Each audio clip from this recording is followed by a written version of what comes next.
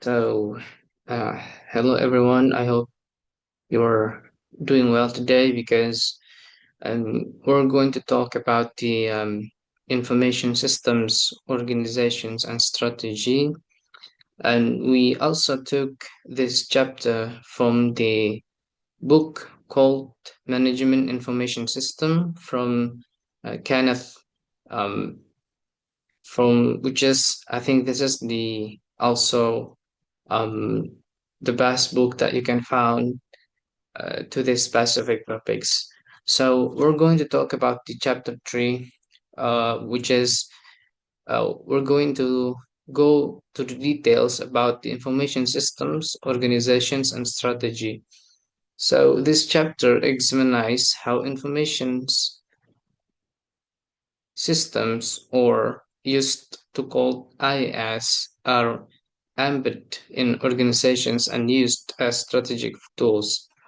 And we can see that these focus areas, the IS organization's relationship, is a source of competitive advantage and the critical need for alignment between technology and business objectives.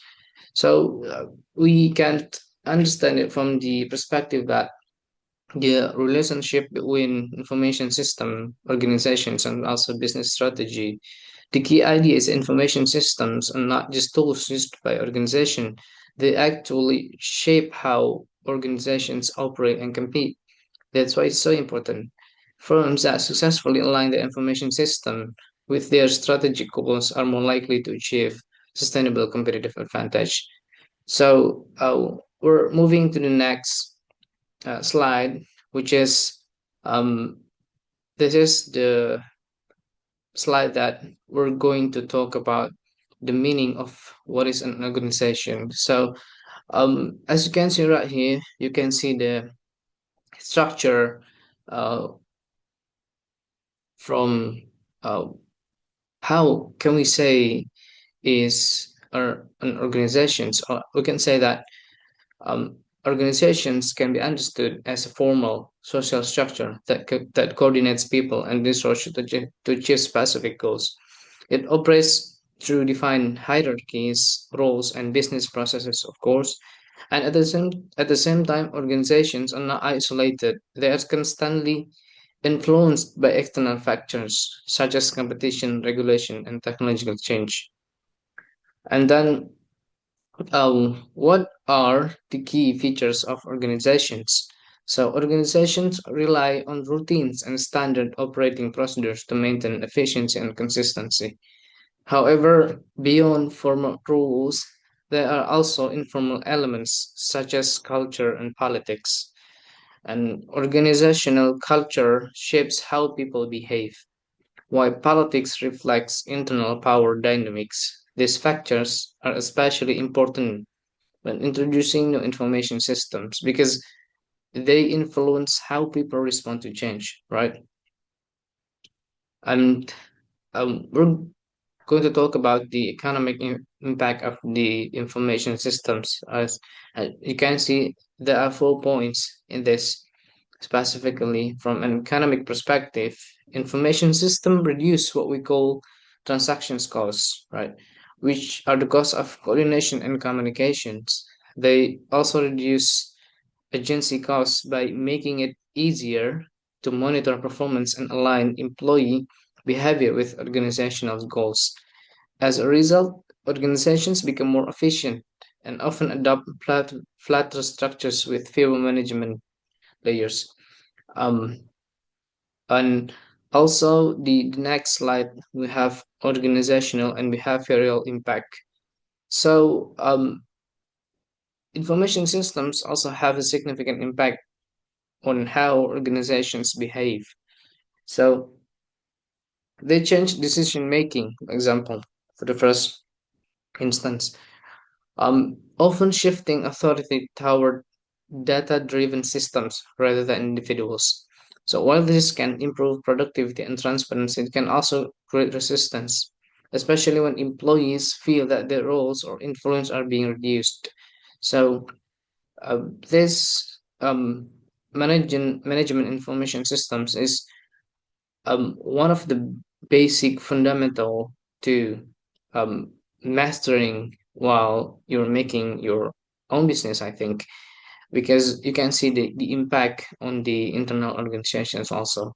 So that's why it's very important. And also the next thing is we have the internet and organizations, right? So the internet has transformed organizations by enabling real-time communication and global coordination. It is very big advantage, right? Companies are no longer limited by physical boundaries, of course. As for instance, I'm in Indonesia and you're in America, we can still talk about the things that we can build in our business, right? So it can operate across different regions simultaneously, right? This has led to more flexible and network-based organizational structures that can adapt quickly to change. For the slide seven, and the next one is the competitive force. Yeah, that's a little bit typo that. But to understand the competition, we use this Porter's five forces model. These forces include industry, rivalry, new entrants, substitutes, and the bargaining power of suppliers and customers. So the information system helps firms respond to these forces by improving efficiency, enabling innovation, and strengthening a relationship with stakeholders. And the next one is the information system strategies. So firms use information systems to implement different competitive strategies. For example, they can achieve low cost leadership through automation or differentiate their products through innovation and personalizations. And they can also focus on niche markets or build stronger relationship with customers and suppliers using digital platform. Right. So this is the point that you want to um, be so effective in your company, and which is that you have to learn this information system strategies. And next is the value chain and value web. So the value chain helps us to understand how a firm creates value through its internal activities, right? So the information system improves these activities by increasing efficiency and coordination. Currently, at the same time, organizations are now part of a larger value web where they collaborate with external partners, suppliers, and customers in a connected ecosystem. And also, there are a lot of advantage from learning or mastering the management information system. Of course, there's always the challenges and the takeaway um, in everything that we do, right? So, although information systems can provide competitive advantage, this advantage are often temporary because competitors can quickly adopt similar technologies, right? Because the technology is very easy to reach, so everyone can learn the same thing, right? And therefore, the key challenge is not just adopting technology, that's the most important, but align it with business strategy, that's and continuously innovating. So, in conclusion, information systems are powerful strategic assets, right? But their success depends on how they are integrated within the organization. Yeah, that's what I get from the chapter three, and we're going directly to talk about the next chapter, which is there's a topic called ethical and social issues in information systems. Um, as we can see, this chapters focuses on the ethical, social, and political issues that arise from use of information systems. As technology becomes more advanced, it creates new challenges that go beyond technical performance, right? Requiring careful consideration of responsibility and societal impact.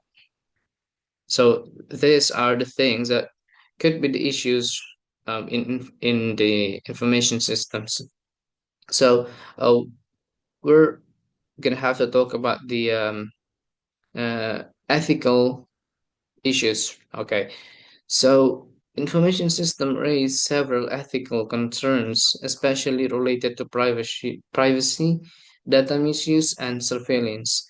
One of the main problems is that technology evolves faster than laws and regulations, creating gaps that can be exploited, right? And this is the things that could go wrong if you are using the information systems, right? That is the privacy concerns because we can see that the media social almost doesn't have the filter to um, show us what we can watch and what we couldn't watch, right? So there's a little bit a gap between the managing systems, right? And also the data misuse, surveillance, and also the last one is the legal gaps. And the next thing is the ethical analysis model. So the ethical issues in information system can be understood as the result of interaction between technology, organizations, and society. So these interactions often create dilemmas where there is no clear right or wrong answer, making structured analysis essential. And this is very easy to manipulate when you don't really have the standard for saying the things that is the right and that is the wrong thing, right? So we have to really careful for that. um and then there is five moral dimensions. um there are five key moral dimensions in the age. So this include information rights and property rights, accountability, system quality, and the quality of life. Together these dimensions helps us understand where ethical issues are most likely to occur. So uh, we can more easily to understand from the perspective, uh, from the question perspective, right? For example, in the information rights, the right questions that has to be asked is who can collect, access, and control data, right? In the property rights, who owns the digital content and algorithm, right? Because they own the thing. It's not the right thing, but they own the thing. And who is responsible when systems fail, right?